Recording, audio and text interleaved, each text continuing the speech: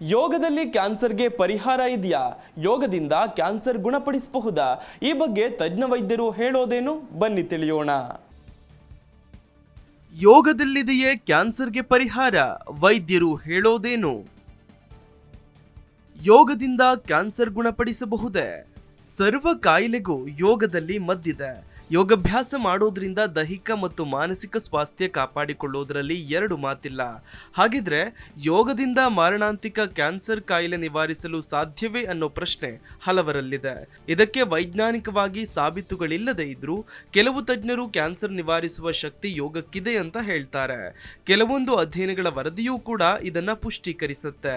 ಆದ್ರೆ ಇದನ್ನ ಸರಿಯಾದ ವಿಧಾನದಲ್ಲಿ ಮಾಡಿದಾಗ ಮಾತ್ರ ಇದು ಕಾಲಾನಂತರದಲ್ಲಿ ಉರಿಯೂತವನ್ನ ಕಡಿಮೆ ಮಾಡುವ, ರೋಗ ನಿರೋಧಕ ಶಕ್ತಿಯನ್ನ ಹೆಚ್ಚಿಸುವ ಮತ್ತು ಕ್ಯಾನ್ಸರ್ ಉಲ್ಬಣವನ್ನ ನಿವಾರಿಸಲು ಸಹಾಯ ಮಾಡುತ್ತೆ. ಕ್ಯಾನ್ಸರ್ ನಿವಾರಣೆಗಾಗಿ ಯೋಗವನ್ನ ಮಾಡುವಾಗ ಕೆಲವೊಂದು ವಿಚಾರಗಳ ಬಗ್ಗೆ ಎಚ್ಚರಿಕೆ ವಹಿಸಬೇಕಾಗತ್ತೆ.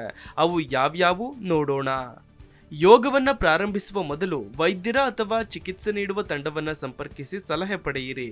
ಇಲ್ಲವಾದರೆ ಇದರಿಂದ ಸಮಸ್ಯೆಯಾಗಬಹುದು. ಇನ್ನು ಕ್ಯಾನ್ಸರ್ನಲ್ಲಿ ಪರಿಣತಿ ಹೊಂದಿರುವ ಯೋಗ ಚಿಕಿತ್ಸಕರ ಮಾರ್ಗದರ್ಶನದಲ್ಲಿ ಅಭ್ಯಾಸ ಮಾಡಿ ಉತ್ತಮವಾದ ಮಾರ್ಗದರ್ಶನವನ್ನ ಪಡೆಯಿರಿ.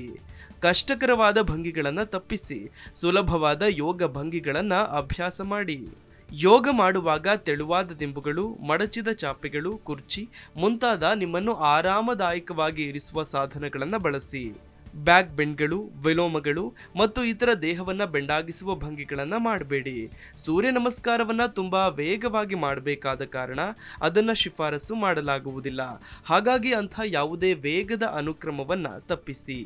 ಪ್ರತಿಯೊಂದು ಭಂಗಿಯ ನಡುವೆ ಮತ್ತು ಭಂಗಿಯೊಳಗಿನ ಪ್ರತಿಯೊಂದು ಸುತ್ತಿನ ನಡುವೆ ಸಾಕಷ್ಟು ವಿರಾಮ ನೀಡಿ. ಧ್ಯಾನ, ಆಳವಾದ ವಿಶ್ರಾಂತಿ ಮತ್ತು ಆಳವಾದ ಉಸಿರಾಟದ ಯೋಗಗಳನ್ನು ಹೆಚ್ಚು ಕಾಲ ಮಾಡಬಹುದು. ಉಸಿರನ್ನು ಹಿಡಿದಿಟ್ಟುಕೊಳ್ಳುವ ಅಥವಾ ಬಲವಂತದ ಉಸಿರಾಟವನ್ನು ತಪ್ಪಿಸಿ. ನಿಧಾನ, ನಿಯಂತ್ರಿತ ಉಸಿರಾಟದ ಮೇಲೆ ಗಮನ ಕೇಂದ್ರೀಕರಿಸಿ. ರೋಗಿಗಳು ಸಾಕಷ್ಟು ಅನಾರೋಗ್ಯದಿಂದ ಬಳಲುತ್ತಿರುವುದರಿಂದ ವಿಕಿರಣ ಮತ್ತು ಕೀಮೋಥೆರಪಿಯ ನಂತರ 1 ವಾರ ಕಾಯಿರಿ. ಕೀಮೋ ನಂತರ ರಕ್ತಕಣಗಳ ಸಂಖ್ಯೆ ಕಡಿಮೆಯಾಗ್ತವೆ. ಆದ್ದರಿಂದ ಅವು ಮತ್ತೆ ಹೆಚ್ಚಾದಾಗ 7 ಅಥವಾ 8ನೇ ದಿನದವರೆಗೆ ಕಾಯಿರಿ. ನಂತರವೇ ವಿಶೇಷ ತಂತ್ರಗಳನ್ನು, ಯೋಗ ಭಂಗಿಗಳನ್ನು ಅಭ್ಯಾಸ ಮಾಡಿ. ಶಸ್ತ್ರಚಿಕಿತ್ಸೆಯ ಸಂದರ್ಭದಲ್ಲಿ 1 ತಿಂಗಳ ನಂತರ ದೈಹಿಕ ವ್ಯಾಯಾಮಗಳನ್ನು ಪ್ರಾರಂಭಿಸಬೇಕು.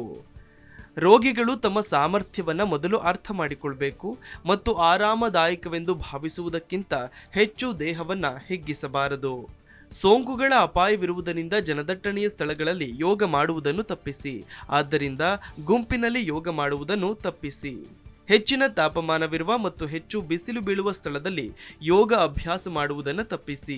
ಹೈಡ್ರೇಟ್ ಆಗಿರಿ. ಖಾಲಿ ಹೊಟ್ಟೆಯಲ್ಲಿ ಅಭ್ಯಾಸ ಮಾಡಬೇಡಿ. ಆದರೆ ಊಟದ ನಂತರ 2 ಗಂಟೆಗಳ ಕಾಲ ಕಾಯಿರಿ. ಊಟವಾದ ತಕ್ಷಣ ಕೂಡ ಯೋಗಾಭ್ಯಾಸ ಬೇಡ.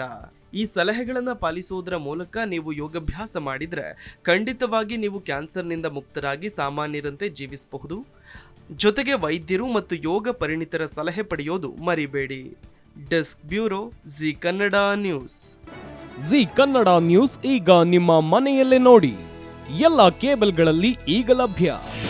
ನಿಮ್ಮ ನೆಚ್ಚಿನ ಜಿ ಕನ್ನಡ ನ್ಯೂಸ್ ಈಗ ಸನ್ ಡೈರೆಕ್ಟ್ ನಲ್ಲಿ number 292, Tata play number 1664, Jio TV number 1334, NXT digital number 30, in cable number 30, city networks 51, U digital number 162, GTPL number 17, Rockline telecommunications number 42, Shri Basaveshwara cable number 168, rural cable network 60, Vinayaka digital 57, Abhishek cable 821, city channel 53, Siddeshwara cable network 57, V4 digital Infotech 628, Surya digital networks 53, Gajanan digital number 836, Malnad Infotech Private Limited number